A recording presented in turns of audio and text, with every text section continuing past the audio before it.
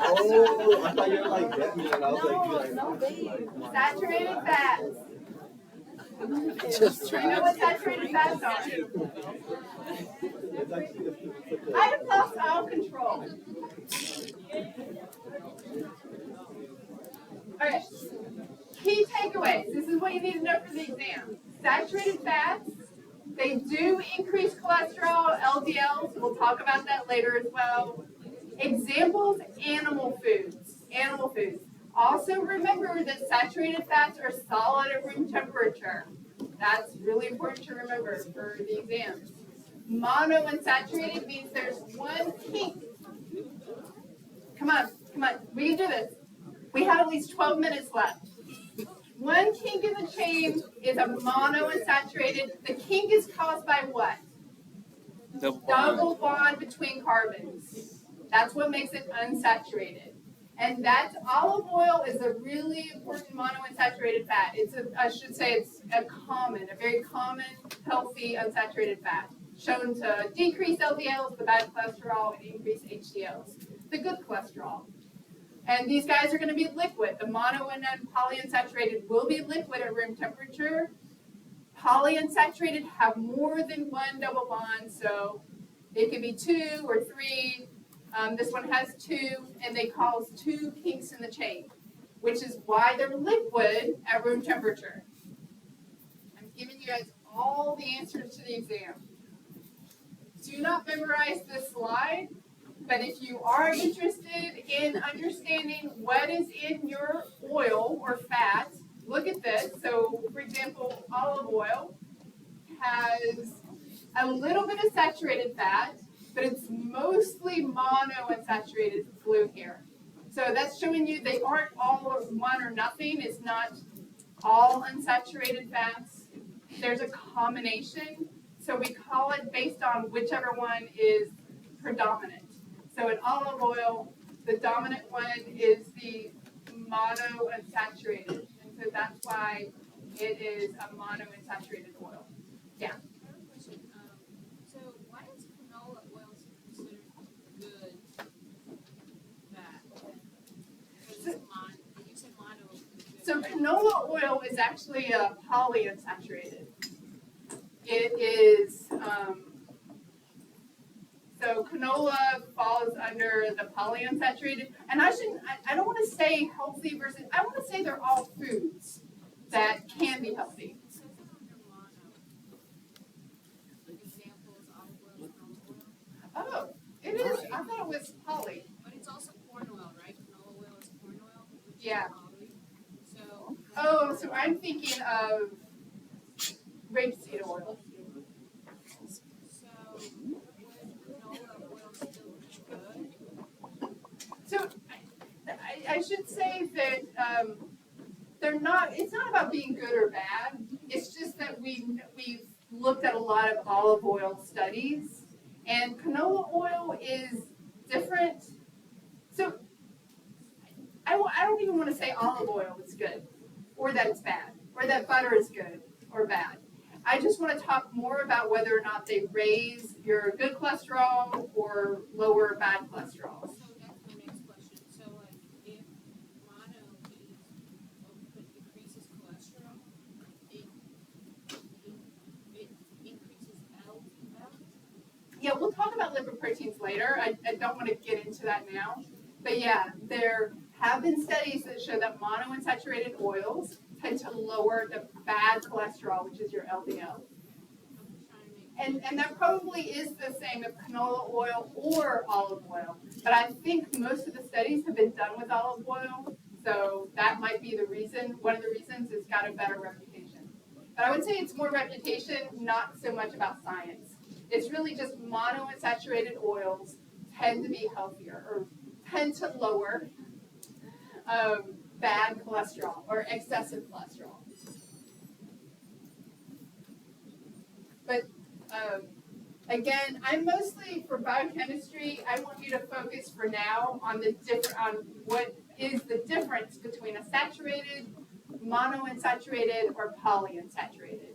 And that just depends on whether or not they have double bonds between the carbons and how many double bonds carbons have a double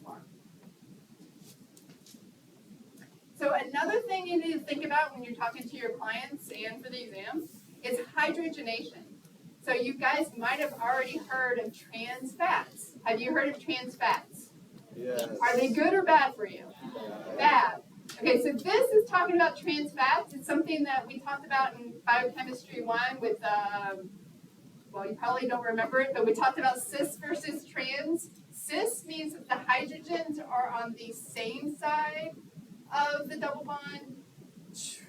Trans, here it is. Trans means that the hydrogens are on opposite sides. Trans is not commonly found in nature. Trans fats are not healthy. In fact, the Food and Drug Administration are requiring food companies to get rid of trans fats. They're synthetic. Food companies made them because they help make foods more shelf stable. So cis versus trans. Cis is the natural form of fats. When you have a double bond between carbons, the hydrogen should be on the same side. This is the natural form, but when we do hydrogenation, and what is hydrogenation? It's basically food companies put a lot of hydrogen into these mixtures, and they force the double bonds become saturated. So that's what they're trying to do. They're trying to hydrogenate plant oils. And when they do that, there is this unfortunate side effect of creating trans fats. And so that's why the trans fats are definitely associated with cardiovascular disease. We don't know if it's the trans fat itself or if it's the fact that people who are eating a lot of trans fats tend to eat a lot of overly processed unhealthy foods. Either way, the body doesn't recognize trans fats because they're not natural. Your body evolved to recognize cis fats, the ones in the cis orientation, the hydrogens on the same side of the double bond versus trans were in the opposite side.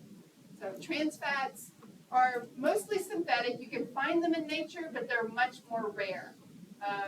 Cis fats are the ones that are commonly found. Yeah. I said what? Oh, not illegal, but the Food and Drug Administration are making food companies get rid of trans fats. And so if you look at the ingredients list, you can still see them. Well, that is trans. So hydrogenated oils, and they might have come up with a better way to make them so that they don't end up with the side effect of the trans fats. Because some of them, I've noticed in the ingredients, are still using hydrogenated oils. So either the food companies have found a better way to hydrogenate so they don't make trans fats, or they're not complying with FDA regulations. Because at this point, I think it started in 2022, food companies were required to get rid of trans fats, hydrogenation. But they could still be hydrogenating things. However, I would be skeptical if I read in the ingredients list that they're using hydrogenated oils. I will not buy that food. Because this is a side effect of hydrogenation. Having said that, though, the food companies might have found a way to get rid of that. If they fully hydrogenate a plant oil, it just becomes a saturated fat.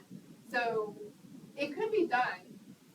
I am curious as to, because I still see hydrogenation going on.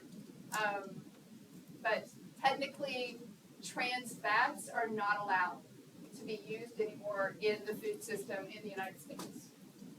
But I haven't really looked to see whether they're complying with that rule or not. Oh, here's just another picture of it. But we do still have it listed here, trans fats. If you see 0 grams, it doesn't mean that there aren't any trans fat in it. Food companies have figured out ways to hide trans fats. If they're less than 0.5 grams, then they can get away with it. They can still put trans fats in your foods and get away with it as long as they keep it under 0.5 grams, and then they can list it as 0.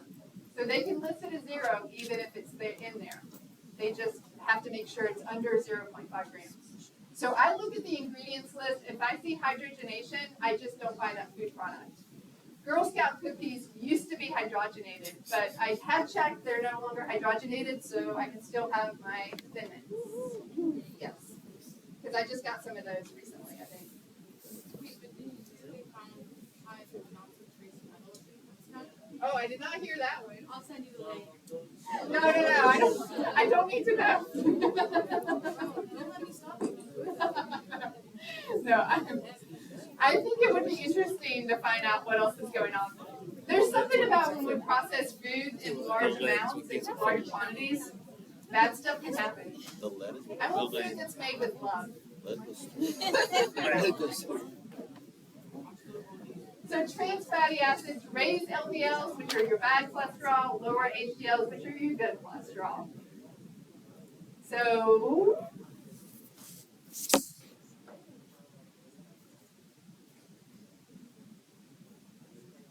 this is just a picture from your textbook. It's basically saying the same thing. Hydrocarbons, long fatty acid tail, saturated there's no kink, unsaturated every time you get a double bond there is a kink. So the kinks are caused by a double bond. Pretty sure I usually have a question on the exam that says that. How are the kinks made, or what creates the kinks of the double bond?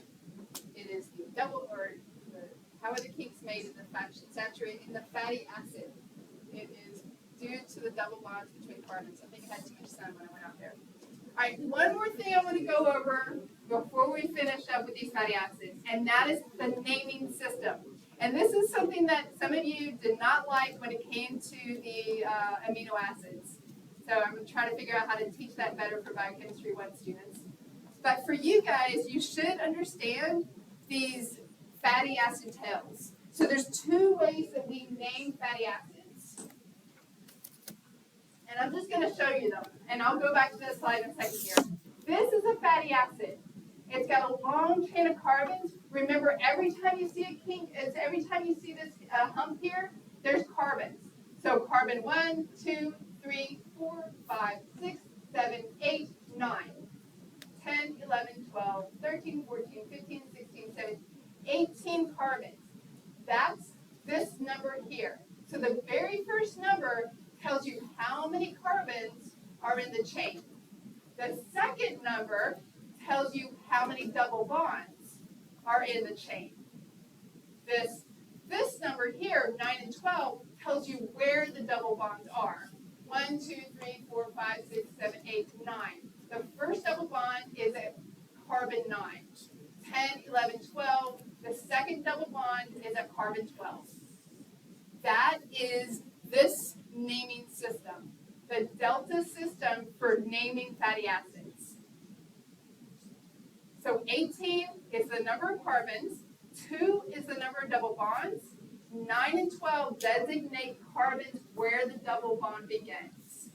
That is only one way to name fatty acids. There is one other way you have to be aware of. So we're going to use this example again, and we're going to do the omega system.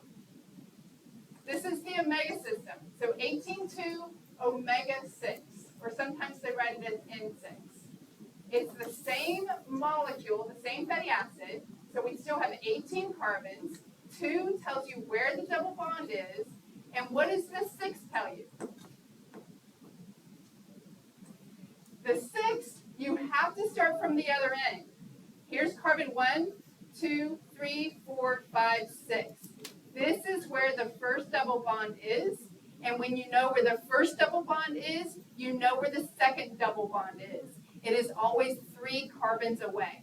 So I could ask you an exam question that asked, how do you know, using the omega naming system for fatty acids, how do you know where the second double bond is?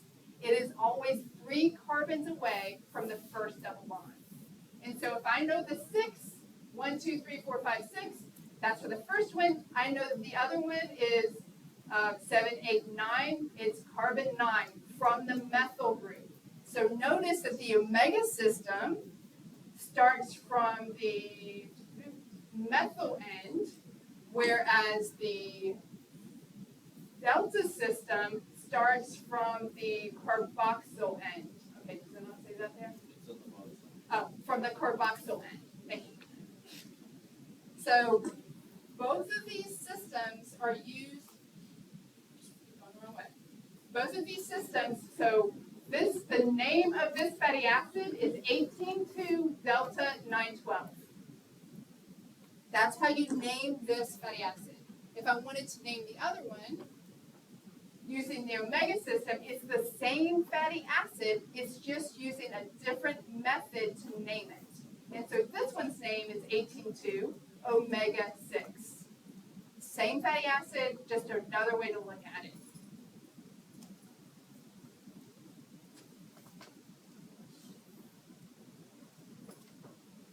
This is how they write this up in your textbook. I like my pictures more, but this is from the textbook if you're looking at that. It's the same method. You have two methods, the delta system and the omega system. The first number is always the number of carbons, the second number is the number of double bonds, and then the other part is where it's different between delta versus omega. And so you need to understand how both of them are used in order to understand how to name the different fatty acids. And again, here's a lot of really common fatty acids. These are the ones you're really going to have to know. Linoleic acid versus alpha-linolenic acid. Which one of these is omega-6? I always have to try to remember. It's linoleic acid is omega-6. Alpha-linolenic is omega-3. These are essential, meaning you have to get them from the diet. These others we can make. And another really important one I'll point out is palmitic acid. It's 16 carbons. I'll talk a lot about palmitate, this term. You'll hear the word palmitate a lot. It's a very common fatty acid in your body. It's 16 carbons long. So a 16 carbon fatty acid is palmitate. Or we also could call it palmitoyl-CoA or palmitic acid. There's lots of ways that it all starts with palmitate or PALM. So essential fatty acids and palmitate are the two that you really need to know from this slide. All right. Any questions about this naming system? If you